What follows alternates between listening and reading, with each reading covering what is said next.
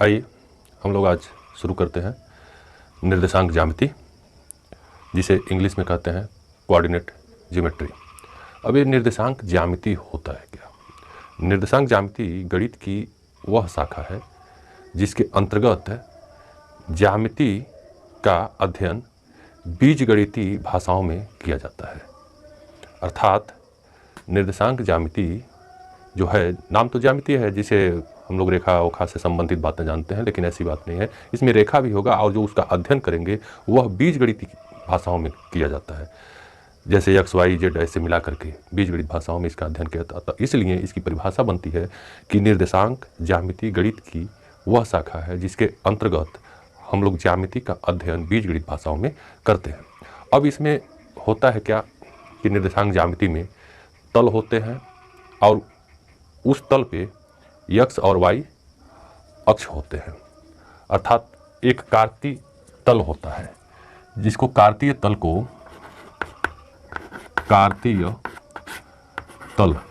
क्या कहलाता है?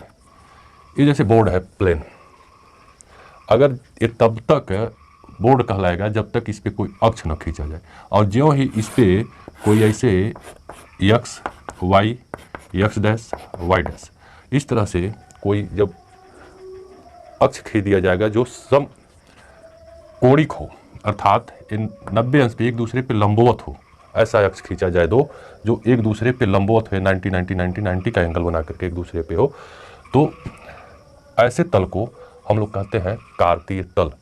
अब इसमें जो एक्स अक्ष होता है और जो वाई अक्ष होता है, ये दोनों अक्ष एक दूसरे को 90 डिग्री पे 90 अंश पे काटते हैं। अब इसमें क्या होता है कि अब इस तरह से इस तल के अगर इसको लंबा खींच दिया जाए, यहाँ से मान के चलिए पूरा, और इसको यहाँ से ऐसे, तो ये पूरा बोर्ड समझिए, बोर्ड अब इसको नहीं कहेंगे, यह एक कार्तीय तल हो गया। अब जो एक्स वाई अक्ष जो खींचे गए हैं तो ये 90 पे कट रहे हैं। अब इसमें ये 4 भागों में डिवाइड हो गया। किसमें? 4 भागों में। तो यहाँ से हम शुरू करते हैं, क्योंकि यहाँ से इसको कहते हैं मूल बिंदु। इस एक्स अक्ष को, जो एक्स अक्ष है जो पृथ्वी के समानांतर चल रहा है, इसको हम लोग क्या बोलते हैं हिंदी भाषाओं में? इसको हम लोग बोलते हैं क्षैतिज रेखा, और इसको हम लोग ऊर्ध्वाधर रेखा बोलते हैं, इसको इंग्लिश में एक्स अक्ष को हम लोग बोलते हैं हॉरिजॉन्टल लाइन, और इसको वाई अक्ष को वर्टिकल लाइन बोलते हैं। तो जो यह तल 4 भागों में डिवाइड हुआ, तो इस पहले को प्रथम चतुर्थांश, और घड़ी के चाल के उल्टा हम लोग आते हैं, ऐसे इधर से ऐसे ऐसे चलते हैं ऐसे। तो जब इधर से हम लोग इधर आएंगे तो इसको बोलते हैं द्वितीय चतुर्थांश, और इस तरह से यह तृतीय चतुर्थांश हो जाता है, और यह चतुर्थ चतुर्थांश हो जाता है, चतुर्थ चतुर्थांश। अब इसके कुछ चिन्ह परिपाटियाँ हैं। चिन्ह परिपाटियाँ क्या होती हैं? ये मूल बिंदु से जब दाहिने जाएंगे तो इस धनात्मक लेते हैं, और मूल बिंदु के जब ऊपर जाएंगे तो इसको भी धनात्मक लेते हैं, और मूल बिंदु के जब बाएं जाएंगे इधर तो इधर माइनस ऋणात्मक लेते हैं, और मूल बिंदु के जब नीचे जाएंगे तो इसको भी ऋणात्मक ही लेते हैं।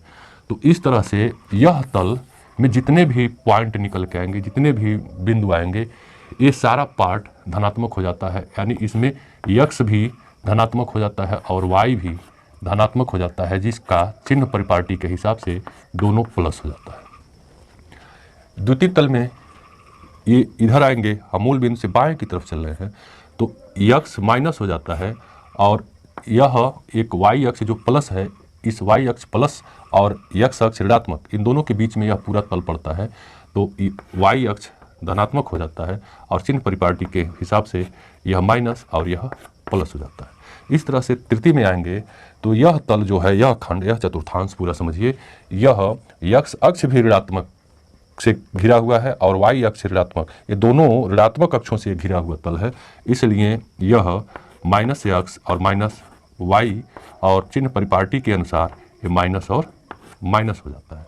इस तरह से चतुर्थ में जब हम जाते हैं तो यह तल एक्स अक्ष धनात्मक है और वाई अक्ष ऋणात्मक है, और इन दोनों अक्षों के बीच में यह पूरा तल घिरा हुआ है, तो x इसमें धनात्मक हो जाता है और y इसमें ऋणात्मक हो जाता है, और जो इंगित करता है चिन्ह परिपाटी के अनुसार से कि यह प्लस, पहला हमेशा x को पहले लिखते हैं और y को बाद में, तो यह प्लस और y माइनस से दर्शाते हैं। तो इस तरह से चिन्ह परिपाटी के अनुसार ये चारों चतुर्थांश जो हैं ऐसे इनका चिन्ह परिपाटी है।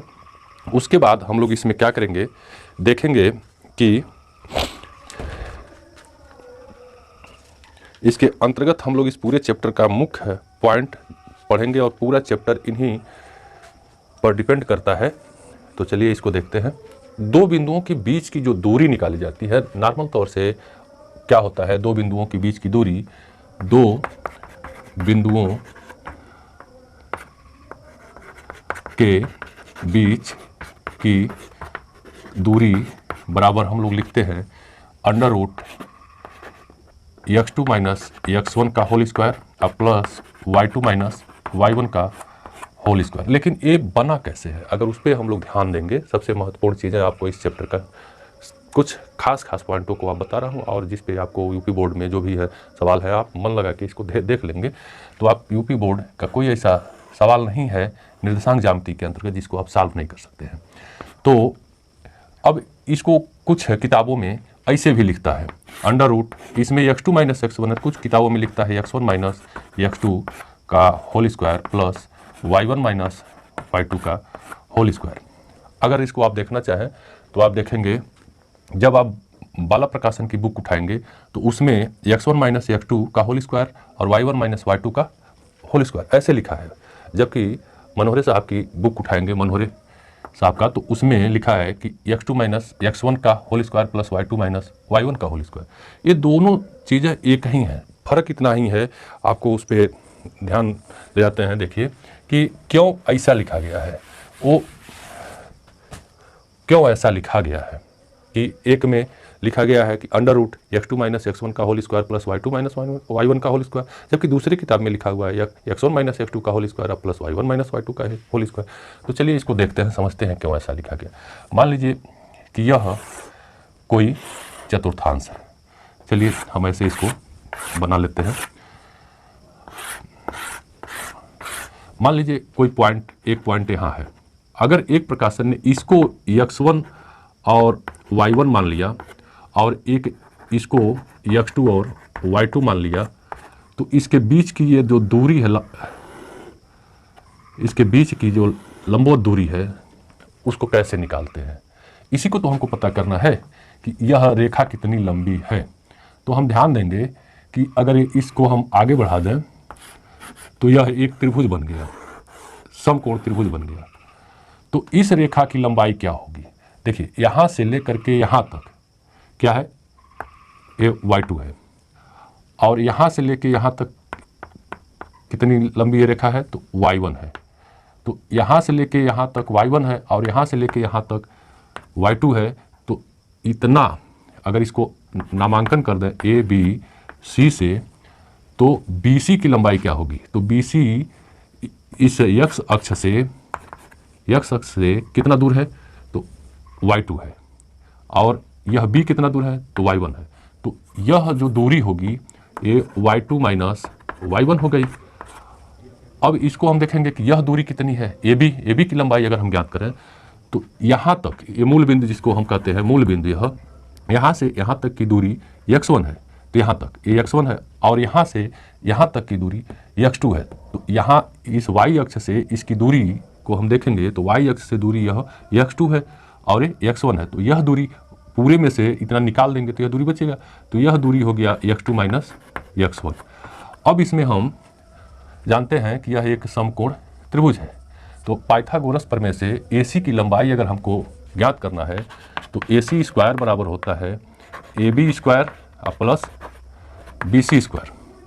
तो अब AB क्या है, तो AB है x2 माइनस x1 का होल स्क्वायर, और यह BC क्या है, तो BC है प्लस y2 माइनस y1 का होल स्क्वायर। जब एक वर्ग हटा AC स्क्वायर के बराबर हुआ, जब AC के बराबर क्या होगा, तो AC बराबर हो जाएगा under root x2 minus x1 का whole square plus y2 minus y1 का होल स्क्वायर।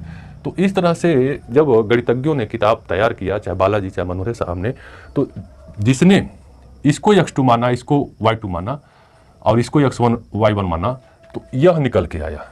लेकिन अगर किसी ने इसको x2 और y2 मान लिया और इसको x1 y1 मान लेंगे, तो उस कंडीशन में यह y1 माइनस y2 हो जाएगा और यह x1 माइनस x2 हो जाएगा। तब AC का माप उस कंडीशन में, तब जाकर के AC का माप बनेगा, AC की लंबाई बनेगी under root x1 minus x2 का square plus y1 minus y2 का स्क्वायर। तो इस तरह से यह बालाजी में, बाला प्रकाशन की बुक में आप देखेंगे तो बाला प्रकाशन में यह फार्मूला लिखा है। इस पर आप कन्फ्यूज बिल्कुल मत होइए, ये सिर्फ अपने मानने की बात है कि हम इसको x1 मान रहे हैं कि इसको x2 मान रहे हैं, इसको क्या मान रहे हैं, उस पर डिपेंड करके फार्मूला बनता है। लेकिन रूल यही है। और उस स्थिति में AC यानी ये बिंदु A है और बिंदु यह C है, तो A से C यानी दो बिंदुओं के बीच की दूरी का एक फार्मूला निकल करके आता है। तो ये दो फार्मूला दोनों एक ही है, सिर्फ एक पॉइंट x1 y1 और x2 y2 के जगह पे, अब इसके x1 और y1 के जगह पे अगर x2 y2 कर दिया जाए और इसके जगह पे x1 y1 कर दिया जाएगा तो यह फार्मूला बनेगा। इस समय तो आप देख ही रहे हैं कि क्या फार्मूला बन के आ रहा है। तो सिर्फ फर्क इतना ही है। चलिए अगला चीज़ देखते हैं। दूसरा फार्मूला होता है कि आप देखेंगे दो बिंदुओं के बीच मध्य बिंदु का निर्देशांक, यानी ये बीचों बीच वाला पॉइंट ढूंढना हो, ये A और C का मध्य बिंदु, इसको ढूंढना हो तो क्या होगा। तो देखिए, जैसे हम लोग कोई बहुत पहले जानते हैं, कक्षा 7 में पढ़ाया जाता है कि दो बिंदुओं के बीच का मध्य बिंदु कैसे निकाला जाता है। अगर यह A है, अगर यह B है, तो दोनों को जोड़ करके A प्लस B/2 कर दिया जाता है। एक कक्षा 7 की बात है। तो इसमें भी यही रूल लागू होता है।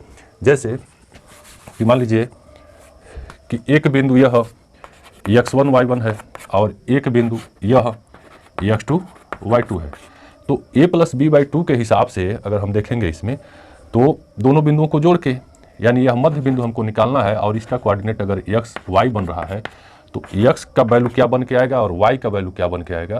तो उस कंडीशन में x का वैल्यू बन के आएगा x1 प्लस y1 बटे 2, x1 प्लस x2 बटे 2, और y का वैल्यू क्या बन के आएगा y1 प्लस y2 बटे 2। तो कक्षा 7 के हिसाब से अगर देखेंगे तो ये भी बिल्कुल आसान है कि दोनों को जोड़ करके हाफ कर दीजिए। उसके बाद इसमें मध्य बिंदु के निर्देशांक के बाद हम लोग विभाजन सूत्र देखते हैं। विभाजन सूत्र क्या होता है? विभाजन सूत्र दो प्रकार का होता है, एक अंतः विभाजन होता है और एक बाह्य विभाजन होता है। तो चलिए उसको देखते हैं हम लोग कैसे होता है। मान लीजिए कि यह कोई रेखा है AC, हम सिर्फ AC पे सारे फार्मूले बने हैं कि इसी पे तो ये दो बिंदु हैं, एक यह है एक C है। तो AC अगर यह दो पार्टों में बट गया है, लेकिन ये मध्य बिंदु न होकर के चाहे थोड़ा इधर कम हो चाहे इधर कम हो, यानी मान के चलिए कि इधर यहाँ से बट गया है और यह एक अनुपात में बटा है कि मान लीजिए जैसे यह कोई पॉइंट है D, तो AD बराबर अगर M1 है और DC बराबर M2 है, तो DC बराबर M2 है, तो ये अंतः विभाजन कहलाता है। तो अंतः विभाजन में क्या होता है? अंतः विभाजन का फार्मूला क्या होके आता है? तो हमें इसका निर्देशांक D का निर्देशांक ज्ञात करना है। तो मान लीजिए D का निर्देशांक x और y होगा, तो x y कैसे प्राप्त होगा? तो उसके लिए अंतः विभाजन में हम x को प्राप्त करते हैं M1 x2 plus M2 x1 बटे M1 प्लस M2, और y को कैसे प्राप्त करते हैं? तो y को प्राप्त करते हैं M1 y2 plus M2 y1 बटे M1 प्लस M2। तो इस तरह से ये, अब इसमें आप ज़्यादा प्रॉब्लम नहीं, ये x1 y1 x2 y2 है, तो यहाँ पे अंक दे देगा कि ये 2 है 3 है 5 है 6 है, तो जो कुछ भी है वो x1 y और x2 के जगह पे रख देना है। और M1 M2 क्या है? वह संबंध देगा कि M1 संबंध है, M2 है, 2 संबंध है 3, तो जहाँ M1 होगा वह 2 और जहाँ M2 होगा वहाँ पे 3 रखना है। तो ये दोनों निर्देशांक x y के निर्देशांक निकल के आ जाते हैं। अब बाह्यतः विभाजन में क्या होता है? बाह्यतः विभाजन में हम देखेंगे कि ये फार्मूला कैसे चेंज हो जाता है। तो उस समय बाह्यतः विभाजन जब चलेगा तो यह पॉइंट यहाँ होगा और इसको ढूंढना होता है और यह M1 M2 में डिवाइड होता है। तो ये बाह्यतः विभाजन यानी बाह्य वाला पॉइंट ढूंढना है, चाहे यह पॉइंट इधर होगा और ये दोनों एक साइड में होंगे। तो ऐसे स्थिति में ये बाह्यतः विभाजन में क्या होता है, इसमें फार्मूला यही रहेगा, सिर्फ फर्क क्या होता है, x का वैल्यू जब निकालेंगे तो बाह्यतः विभाजन में तो M1 x2 minus M2 x1 बटे M1 माइनस M2 हो जाता है।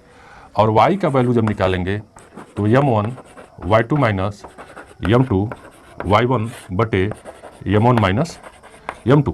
फार्मूला यही रहेगा, लेकिन बाह्यतः विभाजन अगर क्वेश्चन में दे दिया, बोर्ड में दे दिया, पेपर में दे दिया, तो उस कंडीशन में आपको जो ये प्लस है उसको हटा करके माइनस लिख देना है। और बाह्यतः विभाजन में बस इतना ही डिफरेंस होता है। इसके बाद हम लोग चलते हैं त्रिभुज। इसके बाद हम लोग देखते हैं त्रिभुज का क्षेत्रफल। एक वीडियो, इसके पहले वाले वीडियो में हमने त्रिभुज का क्षेत्रफल के विषय में आपको बता दिया, और भी एक नहीं 3 तरीके से आपको बताया कि त्रिभुज का क्षेत्रफल आप कैसे निकाल सकते हैं। चलिए एक बार और देख लीजिए, फिर हम बढ़ते हैं त्रिभुज का, कोई त्रिभुज है और उसका केंद्रक कैसे निकालते हैं उसको भी बताते हैं। चूँकि NCERT के बुक से केंद्रक को निकाल दिया है, इस समय नहीं है, लेकिन मनोहरे और बालाजी की किताब को आप देखेंगे तो उसमें त्रिभुज का केंद्रक दिया है। तो चलिए उसको भी बताते हैं। पहले हम देखते हैं त्रिभुज का क्षेत्रफल क्या होता है। तो त्रिभुज का क्षेत्रफल होता है 1/2 x1 y2 minus y3 plus x2 y3 minus y1 plus x3 और y1 माइनस y2। ये त्रिभुज का क्षेत्रफल निकालने का सूत्र है। किस कंडीशन में कोई त्रिभुज ऐसे दे दिया है और उसका निर्देशांक दे दिया है, यह ABC है और ABC का निर्देशांक मान लीजिए कि यह 2 3 है, यह -3 -4 है, यह -2 4 है, और इस तरह से इसका क्षेत्रफल हमको निकालना है। तो कैसे निकालेंगे, उसका क्षेत्रफल क्या बन के आएगा। तो इसमें हम रख करके 1/2 और इसमें चिन्हित कर लेते हैं कि हम चलो यहाँ से A वाले को x1 y1 मानेंगे, B वाले को x2 y2 मानेंगे और C वाले को x3 और y3 मानेंगे। तो यह पोजीशन रख करके जब इसमें हम रखेंगे तो x1 हो जाएगा 2 और y2 तो y2 हो गया -4 और y3 हो गया -4 प्लस x2 तो x2 हो गया -3। तो अब यहाँ पे -3 और गुणे y3 तो y3 हो गया 4 और y1 तो y1 क्या है तो 3 है तो -3 और प्लस x3 क्या है तो x3 है -2 तो -2 और गुणे y1 क्या है तो y1 है 3 और y2 क्या है तो y2 है -4। जबकि फार्मूले में एक माइनस पहले से मौजूद है तो ये +4 हो जाएगा। और उस स्थिति में 1/2 और -4 मिलकर के -8 और 8 दूना 16 -16 हो गया।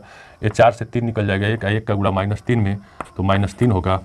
और इसमें हम जाएंगे तो 4 3 7 और 7 का गुणा जब -2 में होगा तो 7 दूना 14 -14 निकल के है।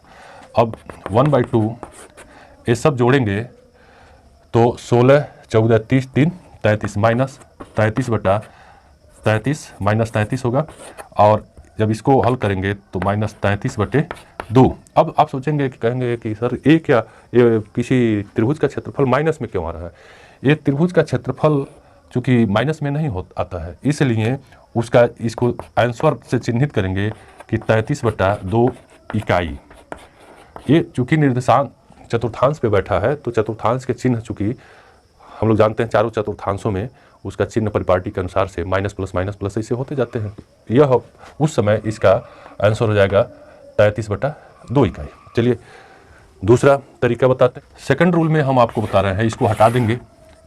ये जो चिन्ह हैं, जो निर्देशांक हैं इस त्रिभुज के शीर्ष के, इनको आप लिख लीजिए। कैसे, ये 2 है, x1 y1 2 और 3 है तो इसको लिख दीजिए 2/3। यह क्या है -3 और -4 तो इसको लिख दीजिए -3 और -4। ये क्या है -2 और -4 तो यहाँ लिख दीजिए -2 और 4। लेकिन ये जो पहला वाला है इसको एक बार और लिख लीजिए, यानी 2/3 को एक बार और लिखना होता है। पहले वाले को जब ये लिख देंगे तो करते क्या है, पहले ऐसे गुणा करेंगे ऐसे, और गुणा करके जोड़ देंगे। अब फिर क्या करेंगे, तब इधर से गुणा करेंगे ऐसे, और इसको भी गुणा करके जोड़ देंगे, और जितना आएगा पहले वाले में से दूसरे वाले को घटा के उसका आधा कर देंगे। यानी देखिए क्या करते, आधा तो पहले इधर से गुणा करते जाएंगे, तो 2 में -4 का गुणा तो -8, 3 में -4 का गुणा तो -12, और -2 में 3 का गुणा तो -6, यह इतना 1 में। अब इसके आगे क्या करते हैं, ये इसको हल करेंगे और उसके बाद घटाएंगे, तो इधर से गुणा करते जाएंगे, तो 3 में 3 का गुणा तो -9, 4 ये -4 है, अब -2 का गुणा तो हो गया 4 दूना 8, और 4 में 2 का गुणा तो 8। फिर इसको हल करेंगे तो 1/2, इसको जोड़ेंगे तो 12, 8, 20, अब 20 6 26 हो गया। इसको देखेंगे तो 8 8 16, और देखिए 9 है, 9 में से 8 गया तो -1 बचा, -1 में 8 जोड़ेंगे तो बचेगा 7, और चूंकि ये धनात्मक आएगा, बाहर ऋणात्मक है तो -7 ये हो गया। तो उस कंडीशन में 26 और 7 जोड़ेंगे तो ये हो गया -33/2, जिसको हम आंसर देते समय लिख देते हैं कि 33/2 इकाई। चलिए तीसरा रूल आपको बता रहे हैं पुनः इस वीडियो में। तीसरा रूल में क्या करते हैं, ये सारे निर्देशांकों को क्रम से लिख देते हैं, जैसे 2 3, फिर -3 -4, फिर -2 और 4, -2 और 4, ऐसे जब लिख देंगे तो ये जो पहला निर्देशांक है इसको 0 बना देते हैं। अब इसको जब 0 बनाएंगे तो कैसे बनेगा, तो a+2 है तो -2 कर देंगे तो 0 हो जाएगा, a+3 है तो -3 कर देंगे और जोड़ देंगे तो क्या हो गया 0।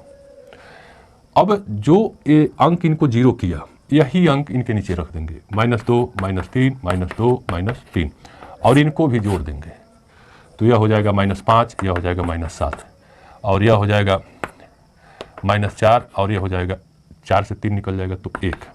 अब करते क्या है कि बाहर का बाहर में गुणा करके, तो चलिए, और घटा देते हैं अंदर का अंदर में गुणा करके, तो चलिए घटाते हैं, तो -5 में और उसका लास्ट में आधा करते हैं, तो यानी 1/2 बाहर का बाहर गुणा होगा तो -5, और इसका गुणा होगा तो इसको घटाना है, तो ए भी माइनस तो प्लस हो जाएगा, 7 चौको 28, तो 28 को घटा देंगे तो क्या मिलेगा, तो 28 5 33, 1/2 -33, तो अब इसको देखेंगे तो -33/2, अर्थात इसको आंसर देते समय लिख देते हैं कि 33/2 इकाई, ये आंसर हो जाएगा।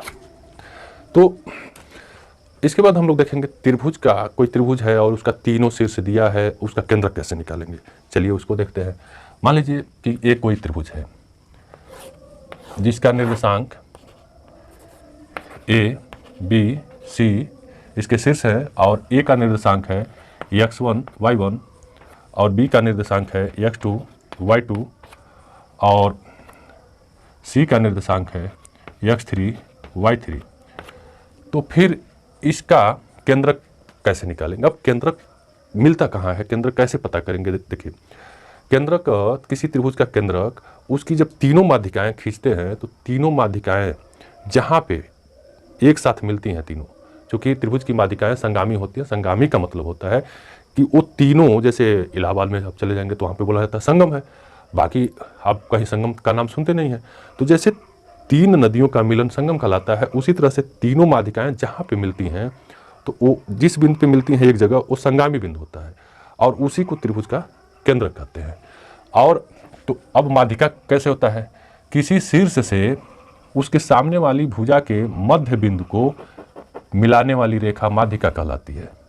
तो इस तरह से इसका मध्य बिंदु यह है, तो इसको मिलाने वाली रेखा ये माध्यिका हुआ, और इसका मध्य बिंदु जो जाएगा वो यहाँ पे होगा।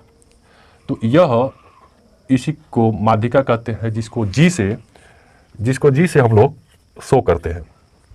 अब त्रिभुज की माध्यिका का एक गुण और होता है, त्रिभुज की माध्यिकाएं जब एक बिंदु पे संगम करती हैं, मिलती हैं, तो प्रत्येक माध्यिका 2 संबंधी 1 के अनुपात में डिवाइड हो जाती है।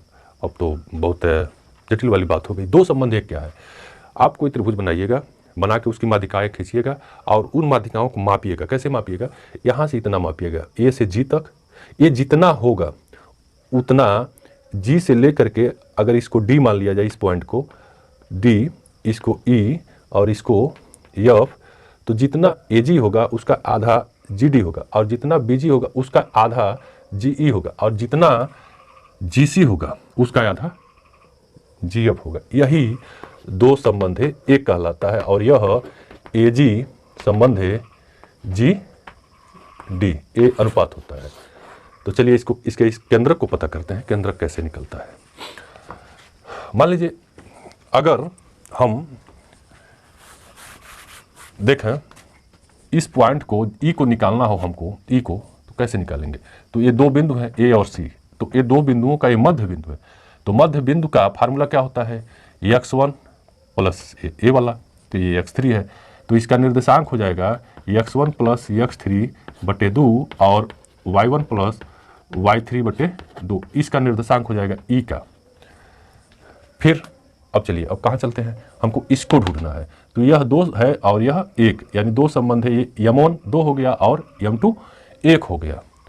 तो हमको इस g का निर्देशांक ढूंढना रहेगा, तो हमको अंतः विभाजन का जो सूत्र अभी इसमें हम बताए हैं कि इस g के निर्देशांक को ढूंढने के लिए हम क्या करते हैं, लिखते हैं कि x equal to m1 x2 plus m2 x1 बटे m1 प्लस m2, और जब इसमें हम रखेंगे तो ध्यान देंगे कैसे रखेंगे, अगर यह m1 है और यह m2 है तो उस कंडीशन में हमको इसको, इस पॉइंट को x1 मानना पड़ेगा और इसको x2 माने, जिधर से m1 उधर से x1 और जिधर से m2 उधर से x2।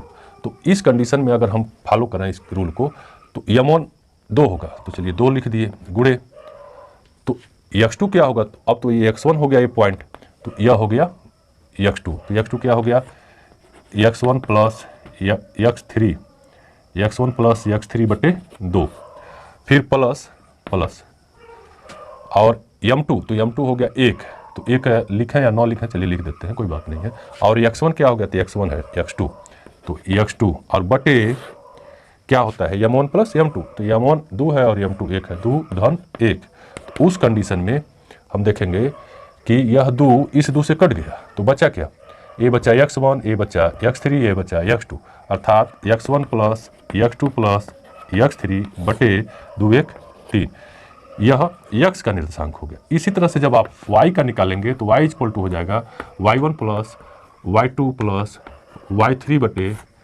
3। तो इस तरह से किसी त्रिभुज का केंद्रक ज्ञात करना है, उसका x अगर इस g का g इस है क्या है एक्स वाई हो, तो उस स्थिति में एक्स वाई को निकालने के लिए, एक्स को निकालने के लिए x1 plus x2 plus x3 बटे 3 और y के लिए y1 plus y2 plus y3 बटे 3।